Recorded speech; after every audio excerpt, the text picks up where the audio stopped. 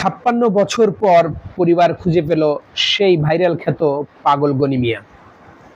গনি মিয়া 56 বছর ধরে ঘুরেছিলেন রাস্তায় রাস্তায়, সবাই তাকে পাগল বলেই জানতো।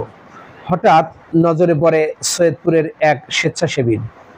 পুরনো ও নোংরা জামা কাপড় খুলতেই বের হয়ে এলো লক্ষ লক্ষ টাকা। তখন ডাকা হয় স্থানীয় পুলিশ কর্মকর্তাকে। তার কাছে পাওয়া যায় 3,69,052 টাকা। ধারণা করা হচ্ছে ভিক্ষাবৃত্তি করে এই টাকা জোগাড় করেছেন গনি মিয়া।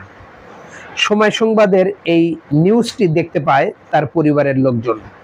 এগিয়ে আসে তার পরিবার থেকে তার চাচাতো বোন ও ভাতিজা।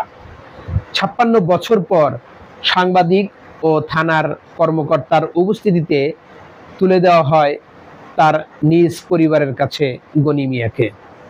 তবে তার সমস্ত টাকা পয়সা জমা রাখা হয় পুলিশ ট্রেজারিতে। তার ভোটার আইডি কার্ড ছিল না। তার ভোটার আইডি কার্ড হয়ে গেলেই সমস্ত টাকা তার নামে ব্যাংকে জমা করা হবে। দীর্ঘ 56 বছর পরে গনি মিয়াকে খুঁজে পেয়ে ভীষণ খুশি তার পরিবারের লোকজন। রংপুরের গনি মিয়া 56 বছর পূর্বে বাড়ি থেকে অভিমান করে চলে গিয়েছিলেন। সে রাস্তায় রাস্তায় ঘুরেছেন। কিছুদিন আগে তার ভাতিজা তাকে রাস্তায় খুঁজে পেয়েছিলেন। তখন অনেক চেষ্টা করেও তাকে নিয়ে যেতে পারেনি।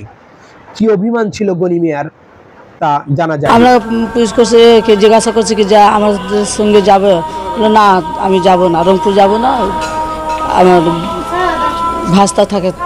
বৈধ অভিভাবক আছে, তার হাতে ন্যস্ত করা হবে এবং টাকা যেটা রয়েছে সে টাকাটা আমরা আপাতত ওনার যেহেতু ভোটার আইডি কার্ড নেই, এটা আপাতত সরকারি ট্রেজারিতে জমা রাখা হবে এবং তার ভোটার আইডি কার্ড যখন হবে তারপর সে টাকা দিয়ে হয়তো একটা ব্যাংক অ্যাকাউন্ট খুলে সেখানে দেওয়া হবে অথবা সঞ্চয়পত্র